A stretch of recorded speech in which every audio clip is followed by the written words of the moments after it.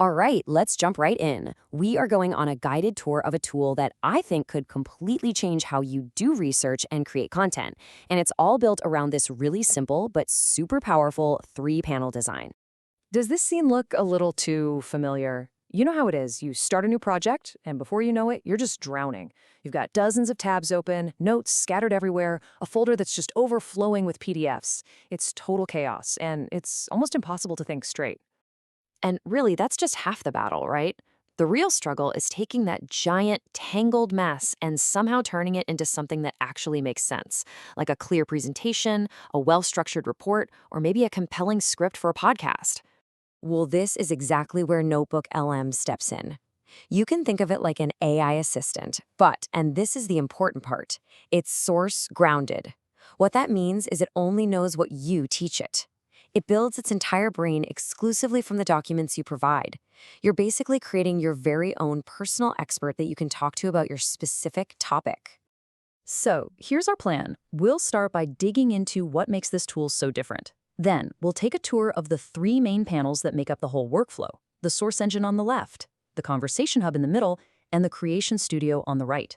We'll even cover a few power-ups before we wrap it all up. Okay, so this is absolutely crucial to understand. This isn't just another AI chatbot. It's a totally different philosophy for how you should do research with AI. And this quote just nails it. The AI is completely sealed inside your project. It's not going to go searching the web or pulling in random facts while you're talking to it. And that one limitation, that's actually its biggest strength. So what does that mean for you in practice? Well, a standard AI is trained on, the entire internet, so it can confidently just make things up. We call that hallucinating. NotebookLM, on the other hand, is stuck with your documents. And get this, it gives you a citation for every single answer, pointing you to the exact spot in your sources. That means way fewer errors and a whole lot more trust. All right, let's move over to the first panel and see how this all starts. All the way on the left, you've got the source engine. This is ground zero. It's where you build the brain for your entire project. And you have a ton of options here. You can upload PDFs or Google Docs, paste in links to articles you find online, or even just drop in a YouTube URL and it'll transcribe the whole thing for you instantly. There's even a deep research feature that can help you find new sources you might have missed. Now, listen up, because this is a pro tip. The biggest mistake I see beginners make is they'll upload like 20 sources, they'll check that select all box, and then they'll ask a question. And what you get is a really generic, kind of useless answer because the AI is trying to talk about everything all at once. The real pro move is to be surgical.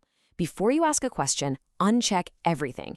Then manually select only the 3 or 4 most relevant sources for that one specific question.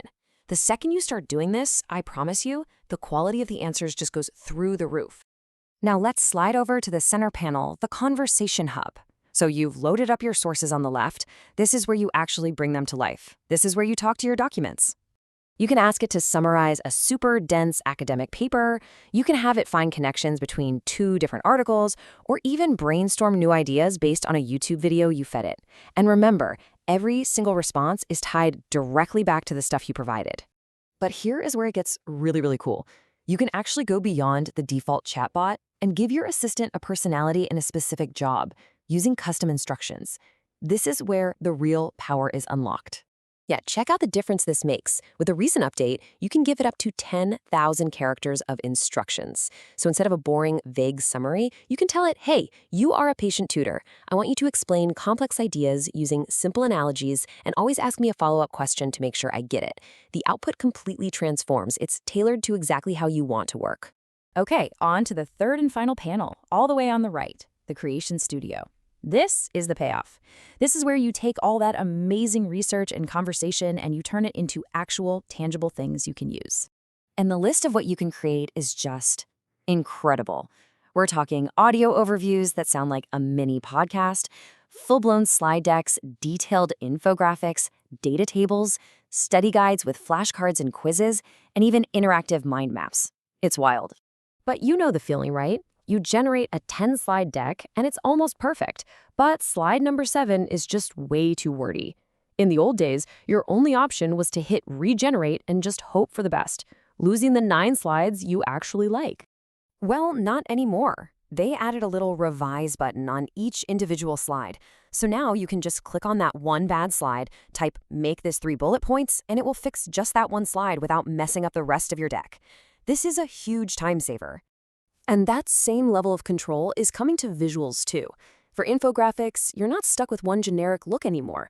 You can pick from presets like Sketchnote, or you can even just describe the style you want, giving you so much more creative freedom. So, while that 3-panel system is the core of everything, the real magic happens when you start connecting it to the rest of your workflow. Let's talk about a few power-ups. So for example, there are third-party Chrome extensions like Cortex that add features that honestly feel like they should have been there from the start.